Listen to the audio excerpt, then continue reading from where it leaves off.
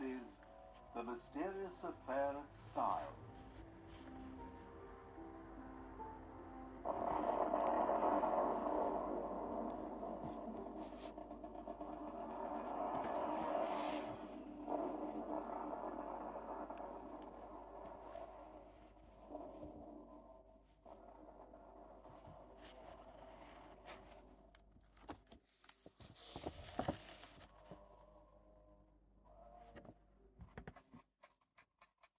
It was the summer of 1916.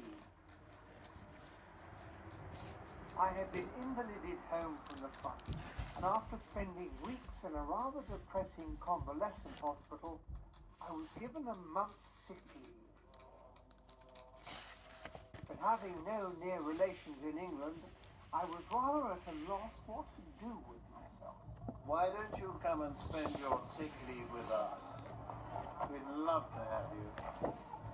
And then, quite by chance, I ran across John Cavendish. I hadn't seen him for ages, and he insisted on taking me off to his club in Pall Mall. It must be years since you last stayed with Styles. The mater will be delighted to see you. I suppose you heard that she married again. I certainly had not. Years ago, John's father had taken a second wife. He was a widower with 2 sons. Emily Cavendish was a handsome woman in her 40s, and she had immediately taken charge of everything. So much so that when John's father died, he had left Styles Court to her for her lifetime, as well as the greater part of his fortune. Mary and I are living there at the moment. Oh, you haven't met my wife, I think. No, I haven't had the pleasure. And Lawrence is there as well, of course. You remember my brother? Yes, wasn't he going to be a doctor or something of the sort? Oh, yes, and he qualified all right, but his heart really wasn't in it. So now he just whiles away the time writing his verses, though he can never get anyone to publish them. Doesn't earn a penny, of course. And your mother's new husband? Alfred Inglethorpe is an ingratiating little weasel. Not to put too fine a point on it. And his being at Styles is making life very difficult for all of us. How did she come to meet him?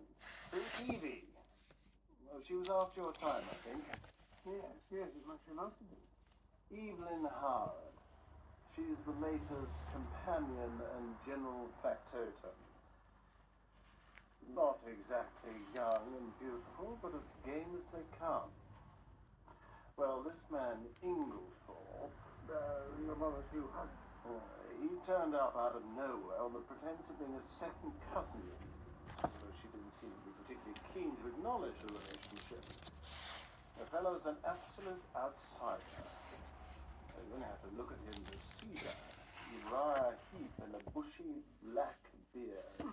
That's damn appetizing. Well, the mater took him on as her secretary.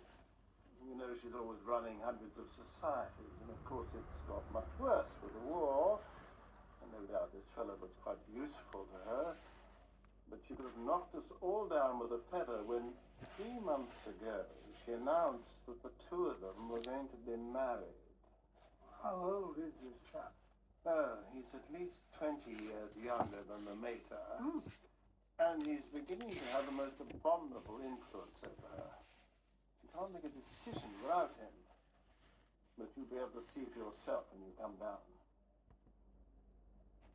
Life at Styles Court did not sound exactly promising, but John had always been rather prone to look on the gloomy side of things.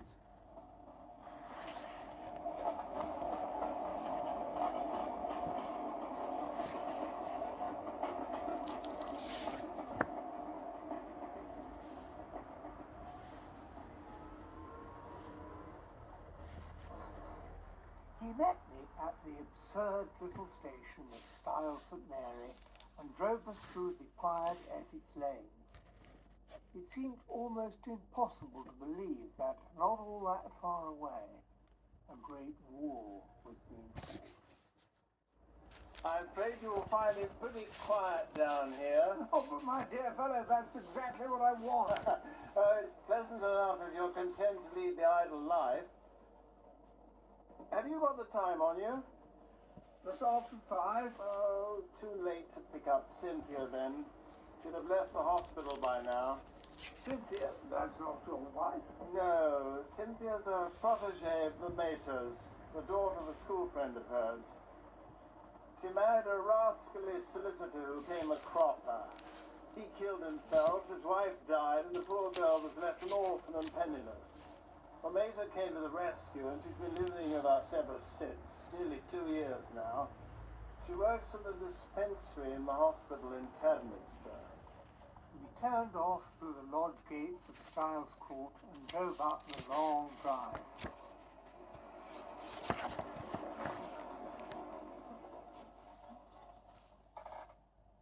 As we stopped in front of the house, a lady in a sturdy tweed skirt straightened up from the flower bed.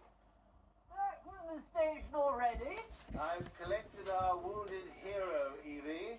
This is my old friend Hastings. Welcome to Styles Court, Captain. Thank you, Miss Howard. The garden's keeping you busy.